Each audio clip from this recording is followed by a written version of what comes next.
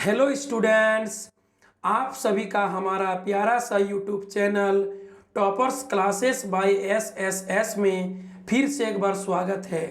अभी हम लोग क्लियर कॉन्सेप्ट ऑफ इकोनॉमिक्स में क्लास 12 इकोनॉमिक्स का सेकंड बुक यानी मैक्रो इकोनॉमिक्स समष्टि अर्थशास्त्र में most important very important short question answer को पढ़ेंगे और पूरा क्लियर कॉन्सेप्ट के साथ समझेंगे।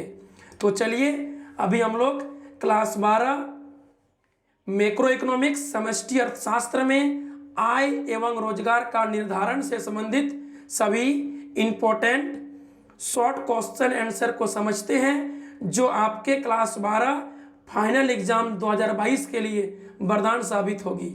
तो वीडियो के अंत तक बने रहिए और इस वीडियो का लाभ उठाइए। क्वेश्चन नंबर एक बोल रहा है, उपभोग फलन किसे कहते हैं? उपभोग फलन कंजम्पशन फंक्शन से आप क्या समझते हैं? इसका उत्तर होगा उपभोग एवं आय के बीच के फलनात्मक संबंध को उपभोग फलन कहते हैं। यानी उपभोग फलन हमें यह बताता है कि आय स्तर में वृद्धि होने पर उपभोग व्यय में वृद्धि होती है एवं आय स्तर में कमी होने पर उपभोग व्यय में कमी होती है। अर्थात उपभोग एवं आय के बीच धनात्मक संबंध होता है। गणितीय रूप में कंजम्पशन फंक्शन है वाई का, उपभोग फलन है आय का, उपभोग डिपेंड है आय स्तर पर। ठीक है, कंजम्पशन डिपेंड है इनकम पर। सिंपल भाषा में कहेंगे तो इसका आंसर क्या होगा? उपभोग एवं आय के बीच के धनात्मक फलनात्मक संबंध को उपभोग फलन कहते हैं। यानी आय बढ़ने से उपभोग बढ़ता है और आय घटने से उपभोग घटता है। दोनों के बीच जो पॉजिटिव फलनात्मक संबंध है उसी को कंजम्पशन फंक्शन यानी उपभोग फलन कहेंगे। सी बराबर function of Y, consumption function है वाई का, कंजम्पशन डिपेंड है वाई पर, उपभोग निर्भर है आय स्तर पर। आगे देखिए क्वेश्चन नंबर 2। आगे क्वेश्चन नंबर 2 बोल रहा है, बचत फलन सेविंग फंक्शन किसे कहते हैं? तो इसका उत्तर होगा बचत एवं आय मतलब सेविंग एवं इनकम के बीच के फलनात्मक संबंध को बचत फलन कहते हैं। बचत फलन हमें यह बताता है कि आय स्तर में वृद्धि होने पर बचत में भी वृद्धि होती है एवं आय स्तर में कमी होने पर बचत में भी कमी होती है। अर्थात आय एवं बचत के बीच धनात्मक संबंध होता है। गणितीय रूप में सेविंग फंक्शन है वाई का, बचत फलन है आय का। सेविंग डिपेंड है वाई पर, बचत निर्भर है आय स्तर पर। ठीक है, बचत एवं आय के बीच धनात्मक संबंध होता है। बचत एवं आय के बीच के फलनात्मक संबंध को ही हम लोग बचत फलन बोलेंगे। सिंपल बात है, इनकम बढ़ेगा तो उपभोग बढ़ेगा, बचत बढ़ेगा। इनकम घटेगा तो उपभोग घटेगा, बचत घटेगा। आय और उपभोग में फलनात्मक संबंध को उपभोग फलन कहेंगे एवं आय तथा बचत में फलनात्मक संबंध को बचत फलन कहेंगे। बस यही अंतर है। यानी एक में होगा कंजम्पशन फंक्शन है वाई का और एक में होगा सेविंग फंक्शन है वाई का। आगे देखिए क्वेश्चन नंबर 3, उपभोग प्रवृत्ति एवं बचत प्रवृत्ति किसे कहते हैं? उपभोग प्रवृत्ति एवं बचत प्रवृत्ति क्या होता है समझिए। आय स्तर में वृद्धि होने पर उपभोग में जो वृद्धि होती है, उपभोग में जितना मात्रा में वृद्धि होती है, या आय स्तर में कमी होने पर उपभोग में जो कमी होती है, उपभोग में जितना मात्रा में कमी होती है उसे उपभोग प्रवृत्ति प्रोपेंसिटी ऑफ कंज्यूम कहते हैं। क्या समझ में आया? आय में परिवर्तन होने से उपभोग में जितना मात्रा में परिवर्तन होगा उसको उपभोग प्रवृत्ति कहेंगे, प्रोपेंसिटी ऑफ कंज्यूम कहेंगे। इसी प्रकार आय के बढ़ने पर बचत में जो वृद्धि होती है या आय में कमी होने पर बचत में जो कमी होती है उसे बचत प्रवृत्ति प्रोपेंसिटी ऑफ सेविंग कहते हैं।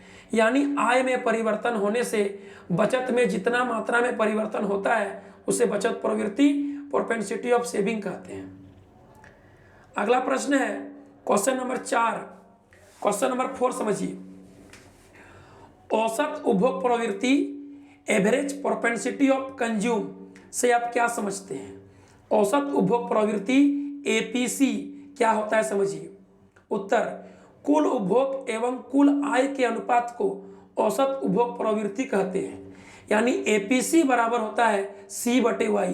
ठीक है, औसत उपभोग प्रवृत्ति का अर्थ है कुल उपभोग बटा कुल आय, कुल उपभोग अनुपात कुल आय। ठीक है, कुल उपभोग और कुल आय के अनुपात को औसत उपभोग प्रवृत्ति कहते हैं, एपीसी कहते हैं, एवरेज प्रोपेंसिटी ऑफ कंज्यूम कहते हैं। यानी एपीसी बराबर होगा C/Y। आगे देखिए क्वेश्चन नंबर 5 नंबर क्वेश्चन को समझिए।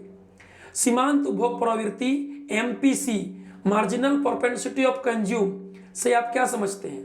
इसका उत्तर होगा कुल उपभोग में परिवर्तन डेल्टा सी एवं कुल आय में परिवर्तन डेल्टा वाई के अनुपात को सीमांत उपभोग प्रवृत्ति मार्जिनल प्रोपेंसिटी ऑफ कंज्यूम कहते हैं।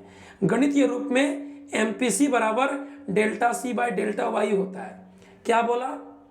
सीमांत उपभोग प्रवृत्ति का अर्थ है कुल उपभोग में परिवर्तन बटा कुल आय में परिवर्तन। ठीक है, कुल उपभोग में परिवर्तन अनुपात कुल आय में परिवर्तन, delta C by delta Y. यानी एमपीसी बराबर delta C by delta Y होता है।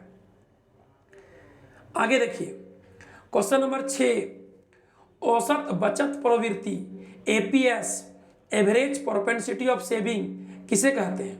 इसका उत्तर होगा कुल बचत यानी सेविंग एवं कुल आय मतलब इनकम के अनुपात को औसत बचत प्रवृत्ति एपीएस कहते हैं। गणितीय रूप में एपीएस बराबर S/Y।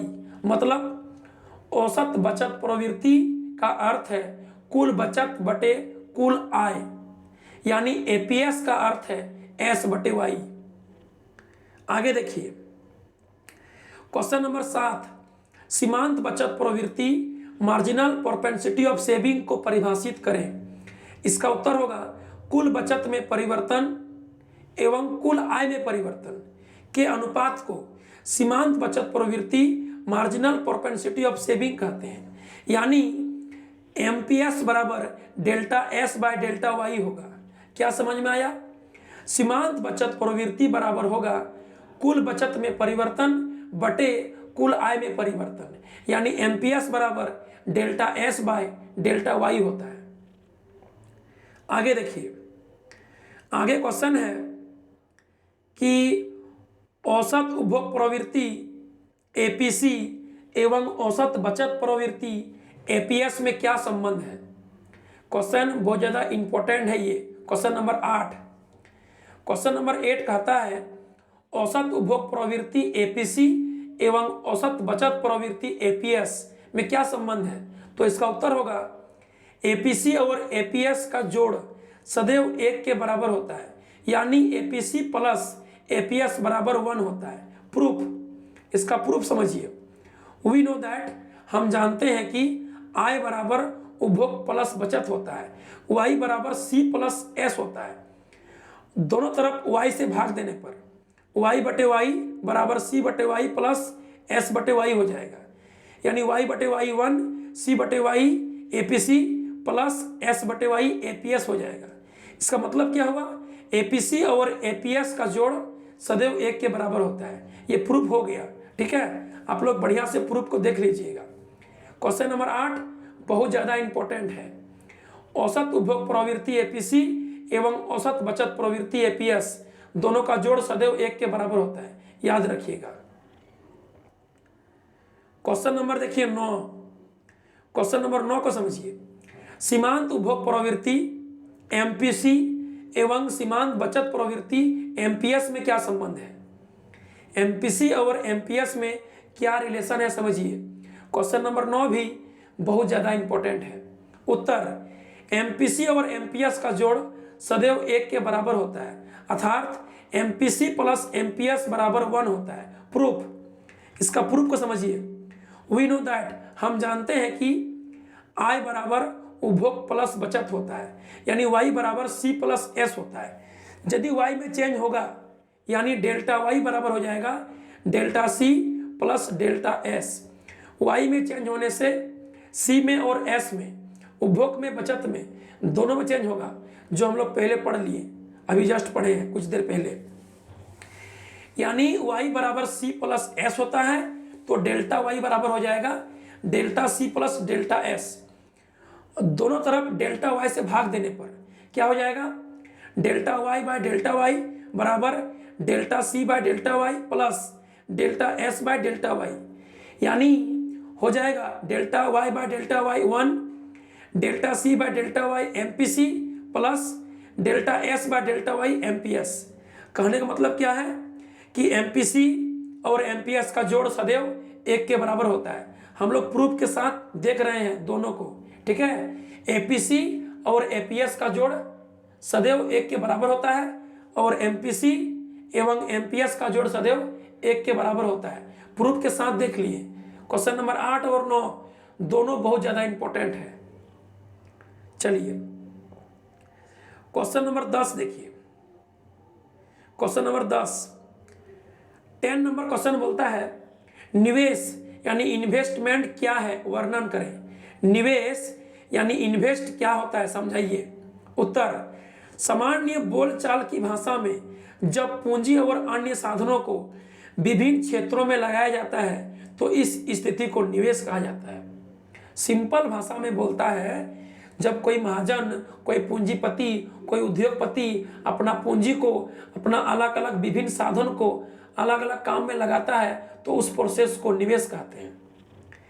अर्थात निवेश एक ऐसी प्रक्रिया है जिसमें कोई पूंजीपति यानी महाजन अपने पूंजी को विभिन्न कार्यों में लगाते हैं। इन सभी निवेश से निवेश करने वाला निवेशकर्ता को लाभ के रूप में आय की प्राप्ति होती है। कभी कभी पूंजीपति दूसरों को कर्ज के रूप में पूंजी उधार देते हैं तो इसे भी निवेश कहा जाएगा, ठीक है। चलिए आगे प्रश्न है क्वेश्चन नंबर 11, प्रेरित निवेश एवं स्वतंत्र निवेश में क्या अंतर है। प्रेरित निवेश एवं स्वतंत्र निवेश में क्या अंतर है, समझिए। उत्तर नंबर 1, प्रेरित या निजी निवेश अर्थव्यवस्था में निजी क्षेत्र के लोगों द्वारा की जाती है, जबकि स्वतंत्र या सार्वजनिक निवेश अर्थव्यवस्था में सरकार द्वारा की जाती है। यानी प्रेरित निवेश को निजी निवेश भी कहते हैं और स्वतंत्र निवेश को सार्वजनिक निवेश भी कहते हैं। प्रेरित निवेश निजी निवेश को निजी क्षेत्र में निजी पूंजीपति उद्योगपति करता है और स्वतंत्र निवेश को, सार्वजनिक निवेश को सरकार द्वारा किया जाता है, ठीक है। यह पहला अंतर हुआ। आगे देखिए दूसरा अंतर नंबर 2, प्रेरित या निजी निवेश का मुख्य उद्देश्य लाभ कमाना होता है, जबकि सरकारी निवेश का मुख्य उद्देश्य आर्थिक विकास एवं समाज कल्याण के साथ साथ अर्थव्यवस्था को रोजगार देना होता है, ठीक है। चलिए आगे है अंतर नंबर 3, निजी निवेश आय स्तर पर निर्भर करती है, अर्थात आय के बढ़ने घटने पर निजी निवेश भी बढ़ती घटती है, जबकि सार्वजनिक निवेश आय स्तर में होने वाले परिवर्तनों से अप्रभावित रहती है। यानी सरकार का निवेश हम लोग के इनकम पर डिपेंड नहीं करता है, वह सब कोई ले सकता है सरकार से कर्ज और अपना पैसा अलग अलग काम में रोजगार कर सकता है, व्यापार कर सकता है। लेकिन निजी निवेश, हम लोग जो इन्वेस्ट करते हैं कोई काम पर, वो हम लोग के इनकम पर डिपेंड है। हम लोग जितना इनकम करेंगे उतना सेविंग होगा, उसी के बराबर इन्वेस्ट होगा, ठीक है। निजी निवेश आय पर डिपेंड है और सरकारी निवेश आय पर डिपेंड नहीं है। आगे चलिए क्वेश्चन नंबर 12। क्वेश्चन नंबर 12 कहता है निवेश गुणक, इन्वेस्टमेंट मल्टीप्लायर क्या है। निवेश गुणक क्या है, समझिए, यह इंपॉर्टेंट प्रश्न है। उत्तर, कीन्स, JM कीन्स का निवेश गुणक का सिद्धांत निवेश एवं आय के बीच संबंध को स्थापित करता है, अर्थात आय में परिवर्तन डेल्टा Y एवं निवेश में परिवर्तन डेल्टा I के अनुपात को निवेश गुणक कहा जाता है। इसे कैपिटल के से सूचित किया जाता है? गणितीय रूप में के बराबर डेल्टा वाई बटे डेल्टा आई। क्या समझ में आया? कीन्स का निवेश गुणक निवेश एवं आय के बीच रिलेशन को स्थापित करता है, यानी आय में परिवर्तन डेल्टा वाई एवं निवेश में परिवर्तन डेल्टा आई के अनुपात को निवेश गुणक कहते हैं। ठीक है, निवेश गुणक बराबर होता है आय में परिवर्तन बटा निवेश में परिवर्तन, जिसको कैपिटल के से सूचित किया जाता है, यानी निवेश गुणक कैपिटल के बराबर होगा आय में परिवर्तन बटे निवेश में परिवर्तन डेल्टा वाई बटे डेल्टा आई। चलिए आगे बढ़िए। क्वेश्चन नंबर 13, सामूहिक मांग एग्रेगेट डिमांड एडी क्या है? समझिए। सामूहिक मांग, समग्र मांग, कुल मांग बात बराबर है, समझिए इसको। एक अर्थव्यवस्था में वस्तुओं एवं सेवाओं की संपूर्ण मांग को ही सामूहिक मांग कहा जाता है और यह अर्थव्यवस्था के कुल व्यय के रूप में व्यक्त की जाती है। ठीक है, एक अर्थव्यवस्था में वस्तु एवं सेवा के टोटल डिमांड को सामूहिक मांग एग्रेगेट डिमांड एडी कहते हैं, जो अर्थव्यवस्था के कुल व्यय के रूप में व्यक्त होता है। हम कितना मांग कर पाएंगे, कितना खरीद पाएंगे, यह इस बात पर डिपेंड करता है कि हम वस्तु पर अपना कितना पैसा खर्चा कर पाएंगे। हम जितना खर्चा कर पाएंगे उतना खरीद पाएंगे, डिमांड कर पाएंगे। इसलिए बोलता है सामूहिक मांग कुल व्यय के रूप में व्यक्त होता है। आगे देखिए, अर्थात सामूहिक मांग, समग्र मांग, कुल मांग उस कुल व्यय को बताती है जिसे एक देश के सभी निवासी आय के दिए हुए स्तर पर वस्तुओं एवं सेवाओं को खरीदने के लिए उस पर पैसा को, मुद्रा को खर्च करने को तैयार होता है। अतः सामूहिक मांग बराबर कुल व्यय यानी उपभोग व्यय प्लस निवेश व्यय, एडी बराबर सी प्लस आई। हम लोग जो अपना इनकम को खर्च करते हैं वो दो भाग में खर्च करते हैं। कुछ वस्तु सेवा को पाने में उपभोग व्यय करते हैं, जिसको कंज्यूमशन कहते हैं, उपभोग खर्च कहते हैं, और कुछ बचा हुआ पैसा को कोई काम में इन्वेस्ट करते हैं, जिसको निवेश व्यय कहते हैं। ठीक है, यानी सामूहिक मांग बराबर कुल व्यय और कुल व्यय बराबर उपभोग व्यय और निवेश व्यय, यानी सामूहिक मांग क्या होगा? उपभोग मांग प्लस निवेश मांग, उपभोग व्यय प्लस निवेश व्यय, यानी एडी बराबर सी प्लस आई। चलिए आगे देखिए, क्वेश्चन नंबर 14, बाजार मांग एवं सामूहिक मांग में अंतर स्पष्ट करें। बाजार मांग एवं सामूहिक मांग में क्या अंतर है? समझिए। पहला अंतर, बाजार मांग एक व्यष्टिगत अवधारणा है जबकि सामूहिक मांग एक समष्टिगत अवधारणा है। बाजार मांग माइक्रो इकोनॉमिक्स व्यष्टि अर्थशास्त्र में अध्ययन किया जाता है, जबकि सामूहिक मांग को समष्टि अर्थशास्त्र मैक्रो इकोनॉमिक्स में पढ़ा जाता है। दूसरा अंतर समझिए, बाजार मांग का अभिप्राय एक वस्तु की बाजार में मांग से होता है, जबकि सामूहिक मांग का अभिप्राय संपूर्ण अर्थव्यवस्था में वस्तुओं एवं सेवाओं की कुल मांग से होता है। अंतर नंबर 3 समझिए, बाजार मांग वक्र का ढाल नेगेटिव होता है। बाजार मांग वक्र ऋणात्मक ढाल वाला होता है, जो कीमत एवं मांग के बीच विपरीत नेगेटिव संबंध को बताता है, जबकि सामूहिक मांग धनात्मक पॉजिटिव ढाल वाला होता है, जो आय एवं मांग के बीच सीधा संबंध को, पॉजिटिव संबंध को बताता है। यानी कीमत बढ़ेगा तो मांग घटता है, कीमत घटेगा तो मांग बढ़ता है। कीमत और मांग में नेगेटिव संबंध, बाजार मांग वक्र का ढाल नेगेटिव होगा, लेकिन आय रोजगार बढ़ने से मांग बढ़ता है, आय रोजगार घटने से मांग घटता है। इसलिए आय और मांग में पॉजिटिव संबंध, यानी सामूहिक मांग वक्र का ढाल पॉजिटिव होगा, बाजार मांग वक्र का ढाल नेगेटिव होगा। आगे चलिए, क्वेश्चन नंबर 15, से का बाजार नियम क्या है? जे बी से का बाजार नियम क्या है? समझिए। फ्रांसीसी अर्थशास्त्री जे बी से ने अपनी पुस्तक ट्रिएटेड इकोनॉमिक पॉलिटिक्यू में एक नियम का प्रतिपादन किया है, जिसे से का बाजार नियम कहा जाता है। इस नियम के अनुसार पूर्ति अपनी मांग का निर्माण स्वयं करती है। ठीक है, जेबीसे ने अपना पुस्तक ट्रिएटेड इकोनॉमिक पॉलिटिक्यू में एक नियम दिया है, जिसको से का बाजार नियम कहते हैं, जो इस प्रकार है, पूर्ति अपनी मांग का निर्माण स्वयं करती है। अगला प्रश्न, क्वेश्चन नंबर 16, क्वेश्चन नंबर 16 को समझिए। निजी निवेश एवं सार्वजनिक निवेश में क्या अंतर है? ठीक है, प्राइवेट निवेश और पब्लिक निवेश में क्या अंतर है?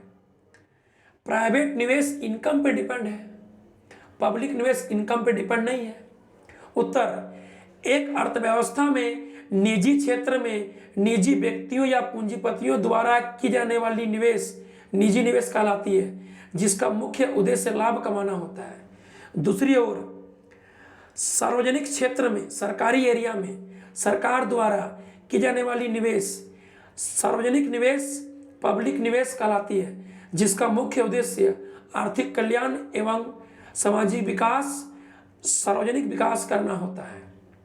आगे चलिए, क्वेश्चन नंबर 17, प्रत्याशित निवेश एवं यथार्थ निवेश में क्या अंतर है? प्रत्याशित निवेश एवं यथार्थ निवेश में क्या अंतर है, समझिए इसको। उत्तर, प्रत्याशित निवेश, प्रत्याशित या नियोजित या इच्छित निवेश वह निवेश है जो निवेशकर्ता किसी विशेष उद्देश्य की प्राप्ति के लिए आय एवं रोजगार के विभिन्न स्तरों पर निवेश करने का इच्छा रखता है। ठीक है, आगे पढ़िए। यथार्थ निवेश, यथार्थ निवेश वह वास्तविक निवेश है जो किसी अर्थव्यवस्था में निवेशकर्ता द्वारा वास्तव में किया जाता है। यानी प्रत्याशित निवेश का मतलब है एक विशेष उद्देश्य की प्राप्ति के लिए आय और रोजगार का विभिन्न स्तर पर यदि निवेश करने का इच्छा रखें तो उसको बोलेंगे प्रत्याशित निवेश। ठीक है, और यदि हम वास्तव में निवेश कर रहे हैं, निवेश वास्तव में किया जाता है, तो उसको बोलेंगे यथार्थ निवेश। आगे चलिए, उसी तरह है क्वेश्चन नंबर 18, प्रत्याशित उपभोग एवं यथार्थ उपभोग में क्या अंतर है? प्रत्याशित उपभोग का अर्थ है प्रत्याशित या नियोजित उपभोग वह उपभोग है जो एक व्यक्ति किसी विशेष उद्देश्य की पूर्ति के लिए आय एवं रोजगार के विभिन्न स्तरों पर उपभोग करने का इच्छा रखता है, जबकि यथार्थ उपभोग वह उपभोग है, वह वास्तविक उपभोग है जो एक व्यक्ति द्वारा किसी अर्थव्यवस्था में वास्तव में किया जाता है। ठीक है, चलिए अगला प्रश्न है क्वेश्चन नंबर 19, समग्र मांग के घटकों को लिखिए। सामूहिक मांग का संघटक या निर्धारक घटक निम्नलिखित है। पहला, बंद अर्थव्यवस्था में, बंद अर्थव्यवस्था में जहां विदेशी व्यापार घटक अनुपस्थित होता है तो क्या होगा? सामूहिक मांग बराबर उपभोग व्यय प्लस निवेश व्यय होगा, यानी एग्रीगेट डिमांड एडी बराबर कंज्यूमशन प्लस इन्वेस्ट होगा, एडी बराबर सी प्लस आई होगा। अच्छा, दूसरा है खुली अर्थव्यवस्था में जहां विदेशी व्यापार घटक उपस्थित होता है। खुली अर्थव्यवस्था में विदेशी व्यापार होता है तो क्या होगा? सामूहिक मांग बराबर होगा उपभोग व्यय प्लस निवेश व्यय प्लस निर्यात आयात, यानी एक्सपोर्ट इंपोर्ट शामिल होगा, यानी एग्रीगेट डिमांड एडी बराबर हो जाएगा सी प्लस आई प्लस एक्सपोर्ट इंपोर्ट। ठीक है, सी प्लस आई प्लस एक्सपोर्ट माइनस इंपोर्ट। चलिए आगे बढ़ते हैं, क्वेश्चन नंबर 20, लास्ट क्वेश्चन देखिए। क्वेश्चन नंबर 20 लास्ट क्वेश्चन को समझिए। निवेश गुणक के का सीमांत उपभोग प्रवृत्ति एमपीसी एवं सीमांत बचत प्रवृत्ति एमपीएस के साथ संबंध को बताइए। उत्तर, किन्स का निवेश गुणक के एमपीसी एवं एमपीएस दोनों पर निर्भर करता है, यानी के एवं एमपीसी के बीच सीधा धनात्मक संबंध होता है, जबकि के एवं एमपीएस के बीच उल्टा नेगेटिव संबंध होता है। गणित रूप में के बराबर 1/1 माइनस एमपीसी यानी 1/एमपीएस होता है। ठीक है, किन्स का निवेश गुणक के एमपीसी और एमपीएस दोनों पर डिपेंड है, दोनों पर निर्भर करता है। के और एमपीसी में पॉजिटिव सीधा संबंध होता है, जबकि के और एमपीएस में नेगेटिव उल्टा संबंध होता है। ठीक है, सूत्र होगा एमपीसी और एमपीएस के बीच के का संबंध का सूत्र होगा के बराबर 1/1 माइनस एमपीसी यानी बराबर 1/एमपीएस। ठीक है, तो चलिए फिर मिलेंगे अगले वीडियो में, तब तक के लिए बाय बाय, थैंक यू।